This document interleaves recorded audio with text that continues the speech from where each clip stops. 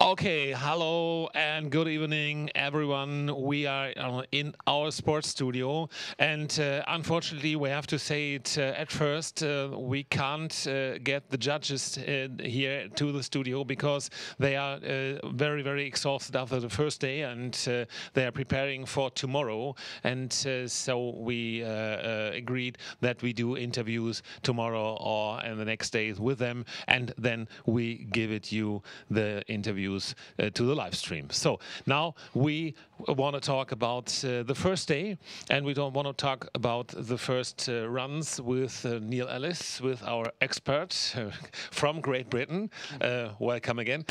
And I think it was a very, very amazing day, especially for the German team.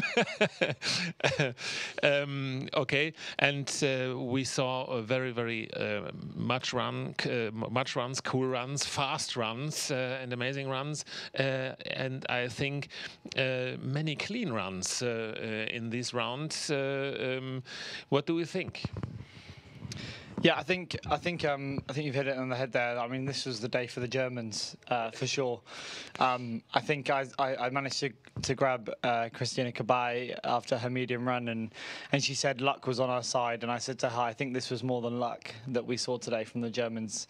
They were just incredible, and I think we can run out of superlatives to describe the German team because they just showed how good they are, and why they deserve their 2 gold medals today. But we can't forget that the competition is hot on their tails. We can't forget that there's a number of teams on 3 clean runs, on both in small and medium.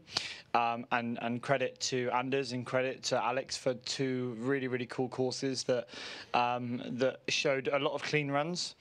And I think interestingly in Anders, I think we spoke a little bit before, maybe not so technical compared to Alex's course, maybe more what we expect from Anders, but this did cause maybe some more faults and eliminations when we weren't really expecting it. So overall, a really good day for the Germans, but a really good day for the World Championships. One question from my side. Is it especially for the small team, they will compete tomorrow in Petra's course, and is it even a higher pressure for them to start at last? Also the medium team, but tomorrow we see the small team.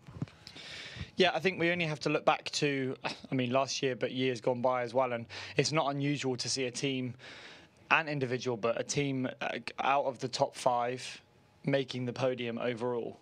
So despite the success of the Germans today, you know, maybe call me biased, but look at Team GB now. They're in 6th place in the mediums. They're in 10th place in the small. There's every opportunity there for podiums, as well as the teams around them. So it's a really, really exciting day. Running last, for sure, has its pressures, but also has its benefits because you know what you have to achieve in order to make it on that podium. But then you have that waiting game. The expectation is there.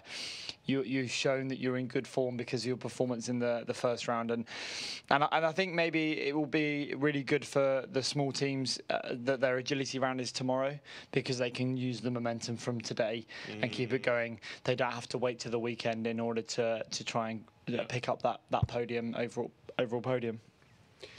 And what I would like to say is, I saw, of course, every single run because I did the commentary. That's in the nature of things. But these absolutely brilliant quality of each country, of each team we saw on this holy green carpet was absolutely amazing. And you said it, the time gap from the places from place 2 till place number 10 or 11 is so small, so that in my opinion, everything is possible. And I said it again and again and again during the commentary, during the whole day. Luck must be on your side. This is agility. This is our sport. So everything can happen. And I'm so excited about these agility runs and which team is going to be the next world champion in team, in small and in medium. But it was a very, very exhausting day. And I like the courses from Alex and Anders, really good ones, really good ones. I had nothing to complain at all. Yeah, it was really amazing. There's nothing to complain. And what I want to say is what's amazing this day, that the Czech team with two competitors, with two competitors, they got 3 clean rounds, and it was amazing. And with these clean rounds, and they got goosebumps again, they got the second place, and it is really. Yeah, it's a sensation, I think. What? Yeah, Eric, what? Yeah. Okay. No, we have to be precise. Not they got the second place. She's got the second place. Aneta Obrusnakova, absolutely brilliant. So, Neil, did you ever see in a team 3 clean runs and a world championship from one person in a row, almost? In a row, yeah. I can't ever remember a time I've seen that. And, you know, she had one break between her first dog and her third dog, but no, you know, a very little break between her third and her first dog. So I mean, that is the performance of the day, in my opinion. You know, we for sure we have the Germans in both rounds that have performed so strongly that they've created time faults even in the top 5 or 6 places in other. You know, when we think about the course time is taken from the fastest performing dog plus 15%, they've caused those time faults. But we have to give it to Anita today on her birthday. Did you hear the shouts for her birthday? No, yeah, it's on her birthday. I heard it, yes. So on her birthday, she showed that you know, she had the birthday motivation, and I mean, it's just an unbelievable individual performance there. Perfect birthday gift. Absolutely, to herself and the Czech Republic. Yeah, absolutely, yeah. For Czech Republic, bravo, bravo, bravo. So let's get into it. We have to show you some runs. So I think we see at first the small team Germany, the winners round here. Yeah, let's have a look to the German jumping team small. Okay, it's time for Germany. Ladies and gentlemen, the first team member, okay, the so reigning world champion, Stephanie so there was a little bit of a hairy moment right here. And I think the blind was a little bit too late. I don't think Steffi was quite in position as she wanted to. But from then on, it was just pure class. I think we're going to see a number of the same handling options here. So the double blind was the ideal position there for that's the combination down 10, 11, 12. The blind after 13. And then before we know it, we're already in here. We're going to collect here. This has caused problems for the white dog and a few other dogs, but the German team really just made this look so easy, pushed the arm out and made sure that with the rear cross that the dog picked up the last jump. So the benchmark was set. Then we have Silas on the line. We know Silas. I even know Silas last weekend was horse riding on a large, endurance. So you know this guy is super fit and also is in the perfect mindset for these events. You know, he's not overthinking it too much. But this guy is just so fluid as a handler and really just makes it look so easy. And we see here that he is in for the German here, so he combines. In for the double blind here, and then he blinds in here, gets in there, in for the front, sorry. And I think this is really important, is that dog for dog, they knew, they read the situation for the dog. They knew that some of the dogs might turn a little bit too wide, had to recover a little bit there, but they're just amazing. The dogs cover the ground so well, and he was able just to send the dog and make sure that he was ready to commit to that last line. So Max, we know from the European Championships, won I believe the jumping round from the European Open individuals. So you know, someone who's come here with, I mean, we know here from the European Championships as a previous champion. We know he's got history and he showed here why. I mean, he had to tuck his leg out a little bit there. Maybe not expecting so much speed off of the slice on number 4, but. Yeah, just awesome. In there for the blind again. He just moves so well. They all do. Really early blind in here, so the dog can see that new line, read that line beautifully, and before you know it, he's controlling this in with the collection arm just to make sure they come through that gap. He sends there in layers, bit of efficiency. Really gutsy to do that at World Championships, but he trusted the dog. He gives a little fist bump. He knows they're in 3 clean runs now, and who better placed than Tobias Wust to run fourth and try and knock the time. And that's what he did. You know, he's in a really good situation here now. He knows that he can go for it and try and knock some time off one of the other team members for an overall faster time, and he does just that. You know, we saw a couple of different ways here. He chose to do the threadle, the blind into threadle. The dogs had no problem with it in on number 6 there, and again blinded in there. So they all did the, you know, there were some things that were the same, but they also were aware of their dogs, maybe where their weaknesses, or at least where they needed a little bit more support. A little bit of a hesitation there, just a little bit late to cue that tunnel, but otherwise absolutely fantastic. And he drives down the last 9. I mean, it's poetry in motion. It's fantastic. Yep. It's incredible, and yeah, they deserved the gold medal for that run, and yeah, they put themselves in a really good position for tomorrow. And what I saw by the German team was this absolutely brilliant timing. At every situation, this timing to control the dog and to keep it safe from every off-course traps, and that was absolutely brilliant for me to see this. That Germany was completely on fire, and we have to say that Dörte is turning 9 years in November this year. That's the last big competition. And she's in absolutely brilliant shape. So a good sign how perfectly Tobias cares for his dogs, and all of the other team members of Team Germany, and of course all of the other team members on this World Championship are caring for their dogs. So, but if you look at the time, the individual times as well, Dorte is a dog that, you know, we saw Martin Reed from the UK put in a strong time with the 33.6, I believe, and then another shouty Mark from Slovakia. So just highlighting some individual performances. Mark from Slovenia put in a 33.1, and then Dorte and Tobias, the dog's 9 years old, came in a second quicker. Just what a performance. And, you know, I think if I spoke a little bit with Daniel as well, if we speak about the medium team before we think about their course, he knows that Cashew has his weaknesses and strengths in some courses. He, you know, doesn't like too much collection on a course. He needs more acceleration. And the dog today, it just shows you that maybe we say a little bit of luck, the courses were on their side. Everything went well for the Germans today, and yeah, it showed. Yeah. I met Tobias in the out of the hall, and he said he has at first time ever in each competition he has had an advantage. He's starting at the last competitor and all the competitors before were clean runs. He was completely free, and he can run as he like. He was nervous, also nervous. That's the thing. But he can really run as he want, and he did it. Really. And I'm very happy for Max Sprinz. Remember this tragedy last year with Meg in Austria? Dog got injured and was limping, and now we saw performance from Max and Meg. So I'm very happy for Max that everything went well, and of course for the reigning world champion in small individual, Stephanie and Bibi. Good signs for the individual runs, good signs for the agility runs. So thumbs up for Germany, and we should not forget the third place. I think it was Slovenia. Yeah. Wow, brilliant.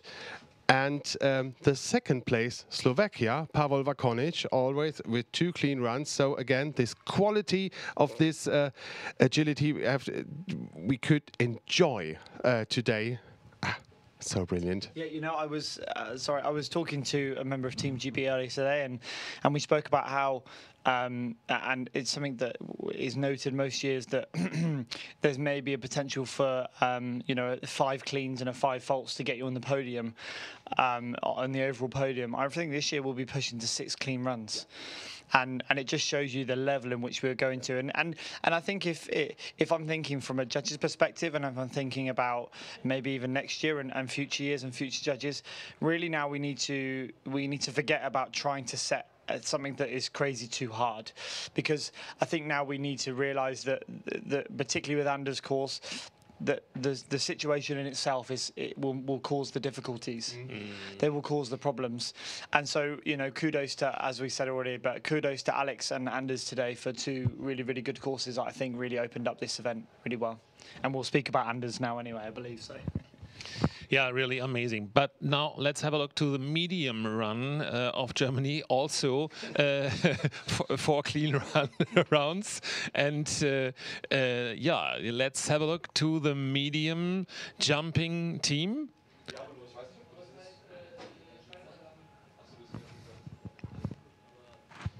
Here we go. There we have. Neil, it's your turn. Absolutely brilliant. Yeah, so I knew Christina was running in the start of the Germans when the whole arena went silent. So yeah, she chooses to do the blind after 6. Remember her fight and drives all the way up on the left hand here, nice and controlled. Last year World Championships. Chooses to go through the gap there. She rotates that shoulder down, makes sure the dog is seeing the weave entry, not the jump. Dog. And yeah, and I mean, super effective dog. The rest is just really nice and smooth. Could this be it was really good to see the different handling options here. So you saw that she chose to do the rear cross. And Yui and I, we spoke before about the best handling option there and how to avoid the dogs going too wide between 21 and 22. And I think that we spoke about the blind maybe pushing the dog too far. So really nice to see the rear cross there. Rear crosses aren't dead, as we speak about, but really, really good use of it there. Tobias going second then. So he was clean for the first dog. He again blinds there, choosing to do the catch just to draw the dog away from number 2 and 21. And we'll see very similar here. You can just see here, though, he's not doing too much. He's not overworking it. It's really easy with these courses that are maybe a little bit more or less technical and more speed to overthink things, but he just gets himself in all the right position, and that's just down to his years and years and years of experience in these situations. He chooses again to do the front cross in there, so really nice to see the different variety here. He wanted to control the line. The rear cross probably on 21 would have forced the dog quite long, so he controlled the exit of 21 a bit better there and drove all the way through to 22. Now Daniel here, reigning medium world champion and European champion. So, and this dog is again not a young dog, but here I really, really was impressed at the speed of this dog and his ability to cover the ground. So really, really good things for the individual as well. Just unbelievably quick. I think all the intermediate dogs, all the medium dogs in the German team were within the 32-second range. So really, really close for them all. But yeah, Daniel and Cashew here just incredibly quick. Chose to layer that jump before the weaves, but he controlled this as well. Use a bit of off arm there. So we sometimes see that use of the off arm just to help them with the collection. Make sure we do get the control we need off of. Off of the final jump. So Silas was in a perfect position here. He only had to go for as fast a run as he can, and I think unfortunately he does knock a bar, that bar there, yeah. So beam just unfortunately a little bit too flat on the jump and not the bar. But we can see here he takes that moment there, you know, he's in the World Championships, but he has the presence of mind to think, okay, after the tunnel I need to make sure I connect with the dog. And again here, just nice drive of the arm, controls that line very nicely. He's going to watch the dog here come over the jump, just so he makes sure he's got good connection with it. And again, he's going to do the front cross into the Ketchka there, just to control the exit. And yeah, they end up with 3 clean runs and a total time of about 96 seconds. So just overall, a fantastic view to see there. Even on the last 3 obstacles there, just the presence of mind, the ability to think about or their decision making even at the end of a run, which is very physical, very fast. Yeah, their experience shone through. And maybe we can watch only Krishna Beitel Kabai with Hydro again. Maybe that's possible. Would really recommend it, because she did a lot of rear crosses, and this effectiveness of Hydro is absolutely brilliant. So please, if it would be possible, we would like to watch the first team member. This is Krishna and Hydro. There it is. Now let's have a look at this team. She's always hitting the perfect line. This self-confidence is so brilliant.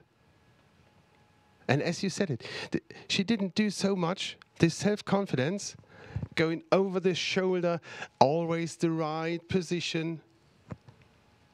Now this thing in the end, that one. Have a look at this line. You can't do it better.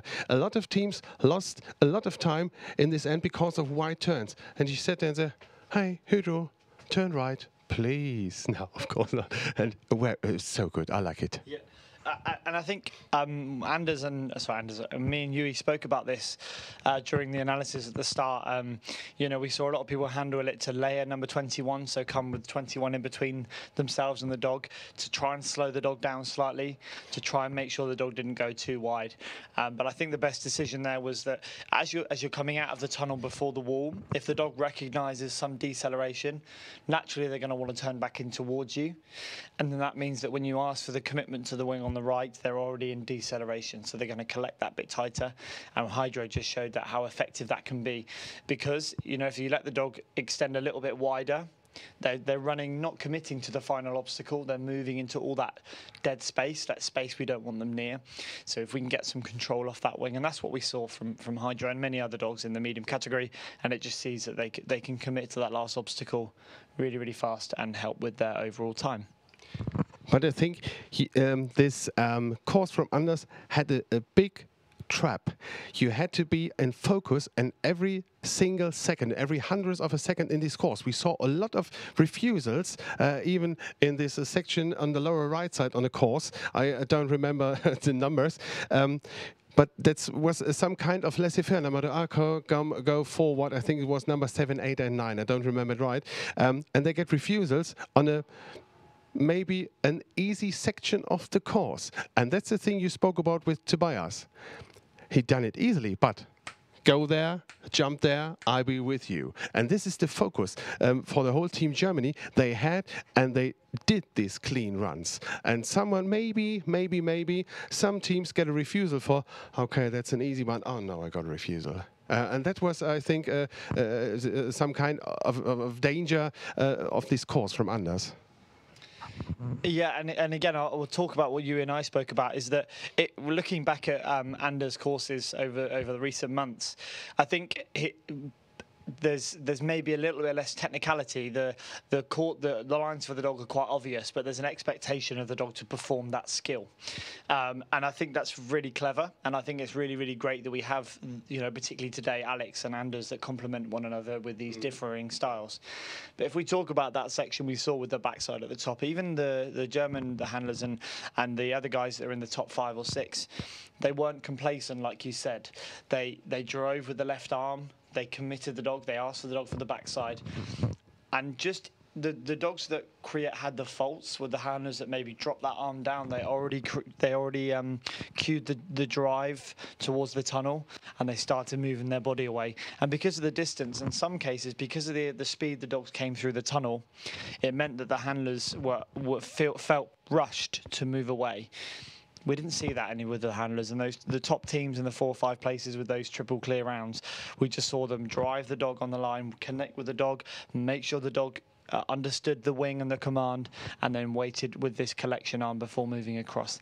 And actually, if you see really the guys that tried to move away and pick up those refusals, they were going to be drawn too close into the jump at the top end. The handlers that waited for the dog, the handlers that collected the dog, they were already queuing the tunnel exit as the dogs were going in. So their timing was just to perfection, and it showed. And that's why they're in a good position for tomorrow. Yeah. Yeah, tomorrow, let's talk about tomorrow. Tomorrow morning, we will start early in the morning with the large team jumping, and also the first course of Karel Havlicek from the home country, from the host country. And I can't say about any courses about Karel. You know about the courses from Karel? Yeah, he has a lot of variety in his courses. I think I've been following him this year, and I feel that there is, again, those skill expectations. I don't expect them to be easy. And I judged with him at the Polish Open back in February, and his courses overall were really good. So I expect skill demands. I expect some difficulty. And him and Petra will definitely complement each other quite well. But for sure, a very, very interesting day coming tomorrow, because, yeah, we're on to day 2. The intermediate dogs have been waiting around a little bit longer. The large dogs have been waiting around a little bit longer, and then for sure we finish with the small dogs, and who will be crowned small team podium winners. Yeah, tomorrow at first we see the jumping large. The second run will be the intermediate jumping from Anders Wirtan also, and the last run tomorrow will be the agility in small from Petra Viplelova from the host country, and we are very, very excited about that. We are very curious what she will build in the course outside. And yeah, I think the day is done. I think we have talked about all themes matters this evening, and we wish you a good night. We wish us a good night, and we will back tomorrow morning 7:30, I think, roundabout. There we have course building, and then we start into the day with jumping large. So thank you for the first day. Thank you for being with us in the live stream here in Liberec, and we are looking forward to tomorrow and the next few days. And until tomorrow, we see a new world champion each day. Stay tuned. Be with us tomorrow. We will be with you, and have a good night. Bye bye. Bye bye. Bye.